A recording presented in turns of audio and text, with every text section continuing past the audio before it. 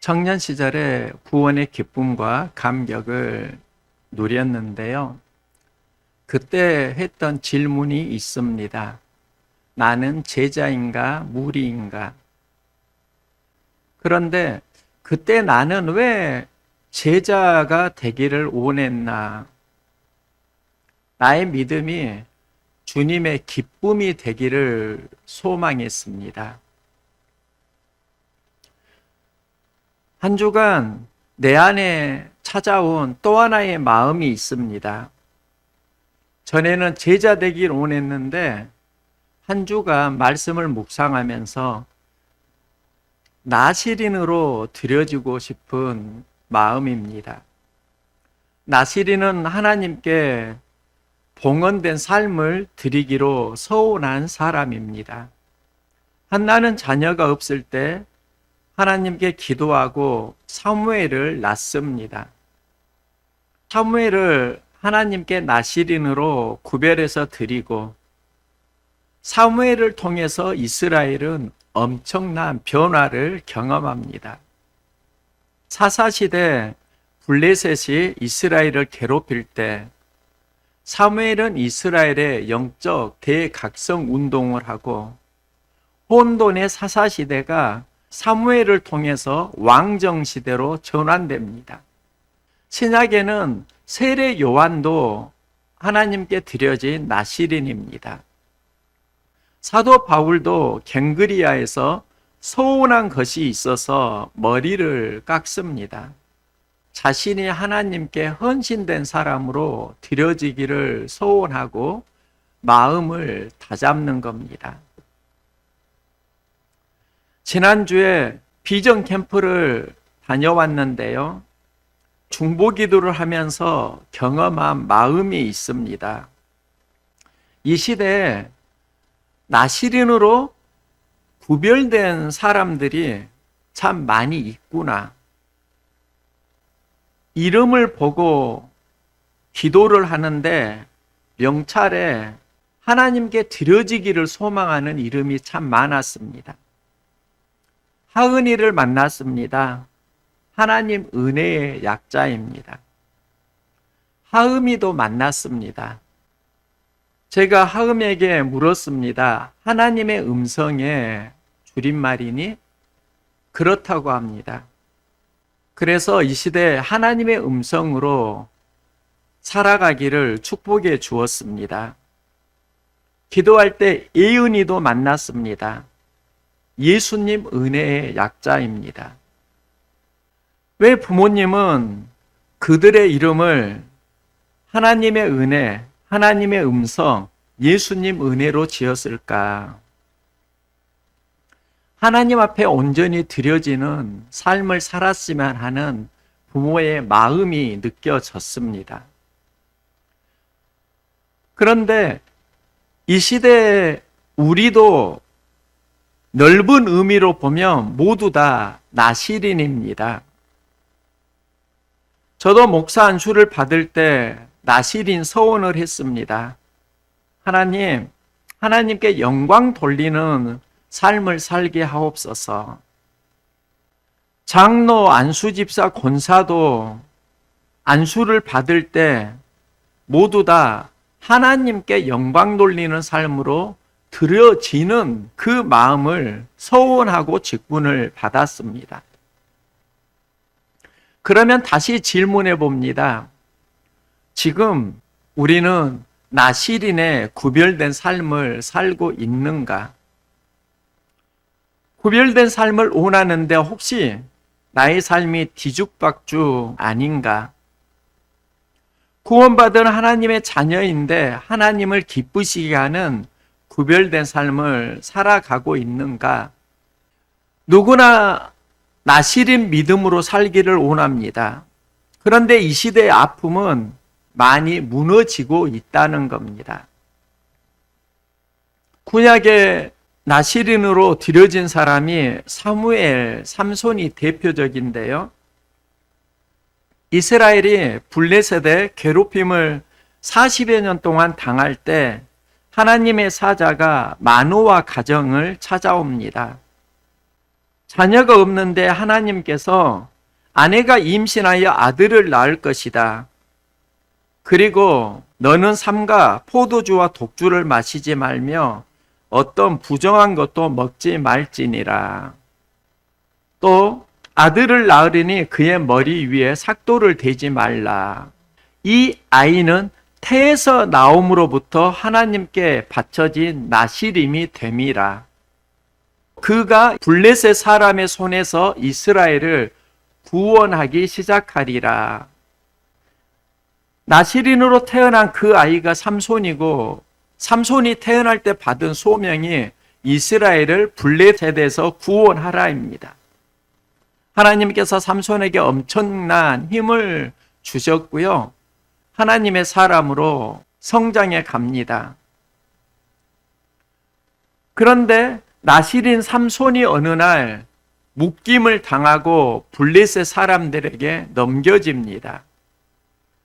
이스라엘을 블레셋의 손에서 구원하라고 했는데 삼손이 블레셋의 손에 죽을 수 있는 위기를 경험하는 겁니다. 우리들의 이야기일 수 있습니다. 너희는 세상의 소금과 빛이라. 세상의 소금과 빛으로 하나님의 영광을 드러내라. 우리는 파송을 받았는데 세상이 우리의 삶을 무너뜨리기도 합니다. 하나님을 향한 그리스도인의 소명은 삶의 현장에서 점점 흐려지기도 한다는 겁니다. 나시린으로 살기를 열망하는데 몸이 묶이는 삼손의 환경, 마음이 묶이는 그런 경우들, 여기서 고민하고 갈등하고 있지 않습니까? 세상을 변화시키는 삶을 사는가, 세상에 동화되는 삶을 사는가, 제 안에 쓰라린 마음이 있습니다. 세상을 변화시켜야 되는데 이 시대가 세상을 변화시키는 그리스도인이 아니라 세상에 자꾸 동화되어가는 수많은 그리스도인들을 보게 하기 때문입니다. 그런데 더 아픈 건 그 세상에 동화되는 그리스도인 중에 내 자신이 포함되어 있다는 겁니다. 삼손은 이 위기를 어떻게 극복하는가?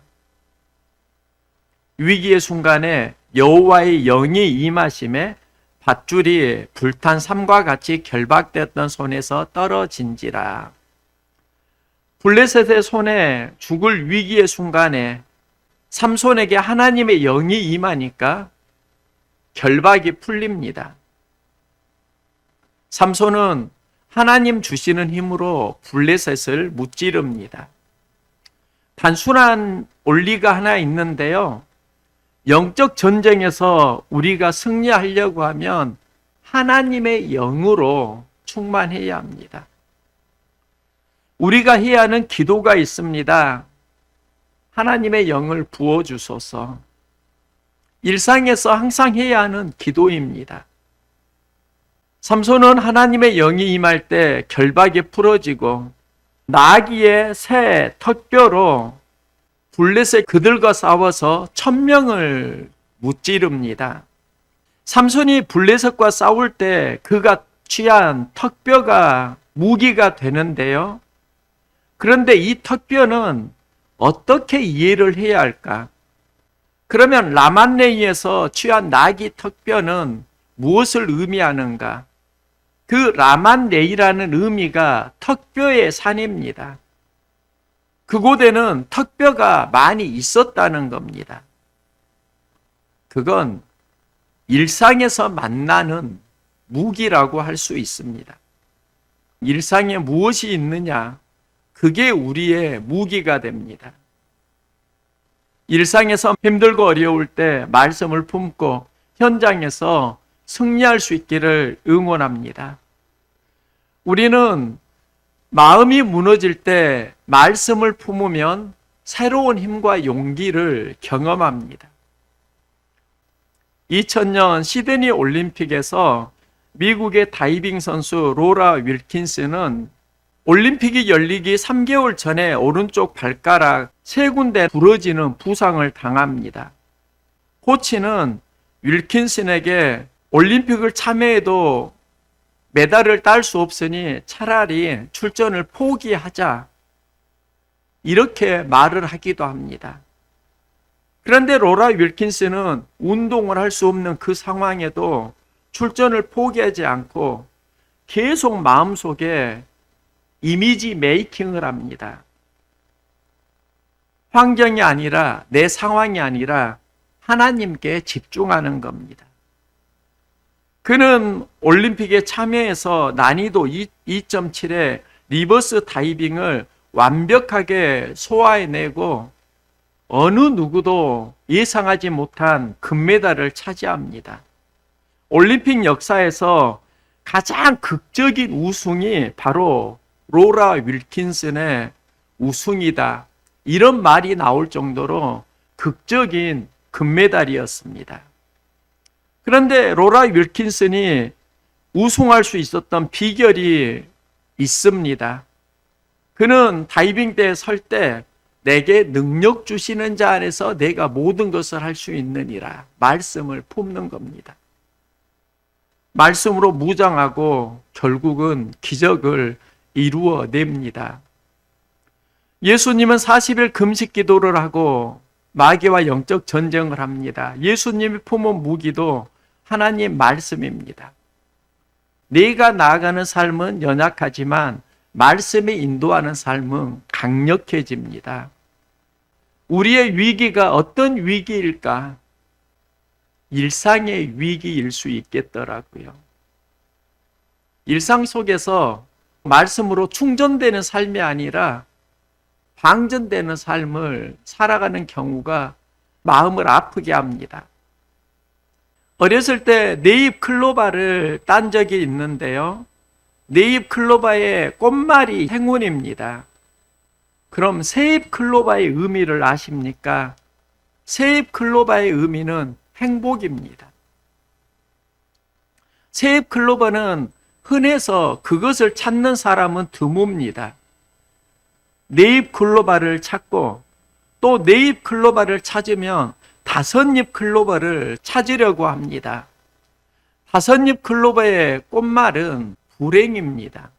왜 새잎은 행복이고 네잎은 행운인데 다섯잎은 불행일까?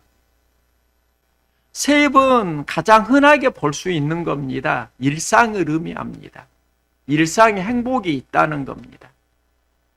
일상에서 가끔 네잎 클로버를 만나면 그것은 행운을 줍니다. 그런데 일상을 떠나고 자꾸 새로운 것만 찾아가다 보면 다섯잎을 만나게 되는데 그 다섯잎 만나는 인생은 불행해진다는 겁니다. 결국 그곳에서 전하는 메시지가 무엇일까? 일상 속에서 행복을 찾고 일상을 떠나면 불행해진다는 겁니다. 삼손이 나귀 턱뼈로 블레셋을 무찌르는데요. 그 나귀 턱뼈가 라만레이에서 일상에서 만나는 무기가 되고 그는 승리를 합니다. 우리도 일상에서 말씀을 붙들고 영적 전쟁에서 승리할 수 있기를 소망합니다. 삼손은 블레셋과의 싸움에서 하나님의 영이 임했고 그래서 쉽게 이겼는가? 그게 아닙니다. 죽을 것 같은 목마름을 경험합니다. 최선을 다해서 싸웠고 이제 탈진이 일어났다는 겁니다. 승리 이후에 탈진을 경험합니다. 탈진이 영어로 번아웃인데요. 번은 타다입니다. 아웃은 모두 다 타서 소진되는 것을 말합니다. 삼손은 블레셋을 만나서 죽게 되었다고 말하지 않고 승리 이후에 죽을 것 같다고 고백합니다. 우리 인생을 보면 충전과 탈진이 있습니다. 항상 충전과 탈진 사이에서 살아갑니다. 삶을 보면 두 종류의 사람이 있습니다. 하나는 계속 충전되는 사람들입니다. 충전되는 사람은 에너지를 가지고 살아갑니다. 또 하나는 방전되는 사람들이 있습니다. 방전되면 에너지를 잃습니다. 여러분은 충전의 삶을 살아가고 있나요? 방전의 삶을 살아가고 있나요? 방전의 삶이 충전으로 전환되는 그 신앙을 회복할 수 있기를 소망합니다. 그 회복이 어디에서 오는가? 삼손이 심히 목이 말라 부르짖어 이르되 기도했습니다. 탈진은 기도하면 회복되고 기도가 막히면 삶은 방전됩니다. 기도는 하나님을 상대하는 신앙의 수고입니다. 이게 영적으로 중요한 원리인데요. 삼손은 블레셋을 상대하고 에너지를 소진했을 때 다시 하나님을 상대하면서 회복에 간다는 겁니다. 삼손은 기도하면서 깨달은 게 있는데 주께서 종의 손을 통하여 이 큰 구원을 베푸셨사오나 내가 블레셋을 이긴 게 아니라 주께서 큰 구원을 베풀었다고 고백합니다. 이제 내가 탈진해서 죽게 되었다고 말할 때 하나님은 삼손의 기도에 에낙골에 응답을 하십니다. 레이에서 한 우묵한 곳을 터뜨리시니 거기서 물이 솟아나오는지라. 삼손이 그것을 마시고 정신이 회복되어 소생하니 그러므로 그 샘 이름을 에낙골이라 불렀더라. 그 샘이 오늘까지 레이에 있더라. 에낙골이를 예전에 이렇게 생각했습니다. 삼손이 목이 마를 때 기도하고 하나님이 물을 주시니까 그가 그 물을 먹고 기운을 얻었다. 예전에 생각했던 에낙골의 힘은 몸이 힘을 얻고 일어나는 거였습니다. 성경을 보니까 물을 마시고 삼손이 회복된 게 무엇인가? 정신이 회복되고 소생되었다. 그리고 그 셈이 오늘까지 레이에 있다고 말합니다. 회복은 정신이 살아나는 겁니다. 지금 이 시대의 진짜 위기는 정신이 약해지고 있습니다. 믿음의 선배들과 그 믿음의 선배들의 신앙 물려받은 그 후배들, 다음 세대 자녀들을 보면 가장 큰 차이가 무엇일까요? 예전에 믿음의 선배들이 가졌던 그 스피릿, 그 정신, 지금 후배들에게 찾아보기가 어렵습니다. 회복은 정신이 살아날 때 생명이 살아납니다. 성경은 그 셈이 오늘까지 있다고 말합니다. 과거의 사건이 아니라 오늘날 우리가 경험해야 하는 사건입니다. 지난주 2박 3일 비전 캠프를 다녀왔는데요. 나의 기도 제목은 회복과 충전입니다. 마지막 날 오전은 중보기도 시간이었습니다. 많은 이들이 기도하고 십자가 앞에 나가서 헌신을 다짐했습니다. 비전 캠프에서 은혜의 정점은 마지막 날 오전 중보기도 시간이었습니다. 그때 목사님께서 이런 말을 했습니다. 비전 캠프 초창기에는 중보기도가 분위기가 어수선해서 솔직히 고민을 했다고 합니다. 그런데 지금까지 그 중보기도가 이어지는 하나의 사건이 있었습니다. 어수선한데 그 속에서도 한 선생님과 한 자매가 계속 서로를 안아주고 있더라는 겁니다. 10여 분 정도를 안아주고 있었습니다. 남들은 어수선한데 갑자기 그 선생님에게 안긴 그 여학생 자매가 통곡을 하면서 울더랍니다. 안김 속에서 성령의 은혜를 경험한 겁니다. 그녀 안에 있던 상처와 아픔들을 쏟아내는 그 사건을 보고 그때 목사님은 다짐했다고 합니다. 중보기도 프로그램을 없애지 말고 성령의 임재를 사모하면서 어려움이 있으면 기도로 돌파하자. 그때 제 안에 이런 생각이 들더라고요. 어수선한 분위기에서 안아주던 그 선생님과 안긴 여학생이 중보기도를 살렸구나. 선생님과 자매가 아니었으면 사라질 수도 있었겠구나. 어수선한 분위기, 산만한 분위기, 이게 이 시대 우리들의 영성 아닌가요? 이 상황 속에서도 누군가는 성령의 임재를 경험합니다. 그 사람이 나이기를 소망합니다. 비전 캠프 주제가 겟업이었습니다. 일어나라입니다. 몸이 일어나는 걸 겟업이라고 합니다. 하나님께 위로 이런 기도를 하는데 하나님이 내 안에 또 하나의 마음을 주셨습니다. wake up. get up은 몸이 일어나는 것이라고 하면 wake up은 정신이 깨어나는 걸 의미합니다. 몸이 일어나고 정신이 깨어나는 것, 회복이고 충전입니다. 그래서 하나님께 기도했습니다. 하나님, 내 몸이 깨어나게 하시고 내 정신, 스피릿이 다시 힘을 얻게 하여 주시옵소서. 우리는 살면서 다양한 길을 만납니다.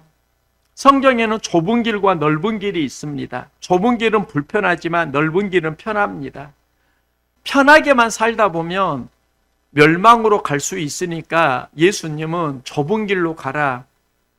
좁은 길로 가면 생명으로 인도한다 말씀합니다. 그래서 넓은 길이 아니라 불편해도 좁은 길을 가리라.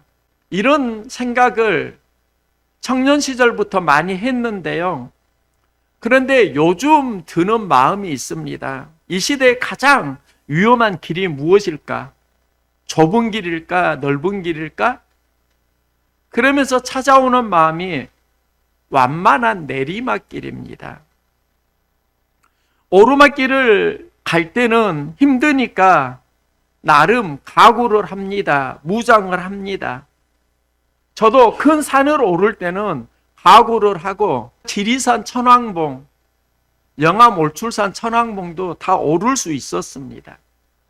힘든 것을 하려고 할 때는 무장을 하는데 완만한 내리막길을 갈 때 영적 무장을 해제한다는 걸 알았습니다.